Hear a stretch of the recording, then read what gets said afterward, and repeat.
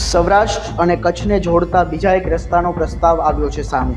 નમસ્કાર, હું સત્યરાજસિંહ જાડેજા મોરબી અપડેટમાં આપ સૌનું સ્વાગત કરું છું. જી હા, નવલખીથી કંડલા બંદરના સમુદ્ર સેતુના પ્રસ્તાવ બાદ વધુ એક પ્રસ્તાવ સામે આવ્યો છે, જેની અંદર પલાસવાના સક્તાભાઈ ભરવાડે આ પ્રસ્તાવ રજૂ કર્યો છે કે જેની અંદર ટીક્કરથી પલાસવાનો જે રસ્તો છે, જે 121 કિલોમીટરનો રસ્તો છે, કે જેમાં આપણે સુરજબારી પુલ ઉપરથી જઈએ છીએ તો 121 કિલોમીટરનો આ રસ્તો થાય છે, તેના બદલે સૂચિત આ માર્ગ છે તે ટીક્કરના રણમાંથી પસાર થાય છે. તેનો ઉપયોગ કરવામાં આવે ને ત્યાં હાઈવે બનાવવામાં આવે તો આ રસ્તો માત્ર 35 કિલોમીટરનો જ થઈ જાય છે. અને લોકવાયકાઓ મુજબ એવું પણ જાણવા મળે છે કે 1965 અને 1971ના યુદ્ધ દરમિયાન જ્યારે જામનગર અને ધાંગધ્રાથી સેનાની પ્લાટોનો મોકલવામાં આવી હતી તો એ આ જ રસ્તે મોકલવામાં આવી હતી. અને સક્તાભાઈ ભરવાડ એવું પણ જણાવે છે કે વર્ષો પહેલાં અહીંયા બસોના રૂટ પણ ચાલતા હતા, જેની અંદર ધાંગધ્રા ચિત્રોડ અને મોરબી રાપર નામની બસના રૂટો જે વાયા ટીક્કર પલાસવા ચાલતા હતા.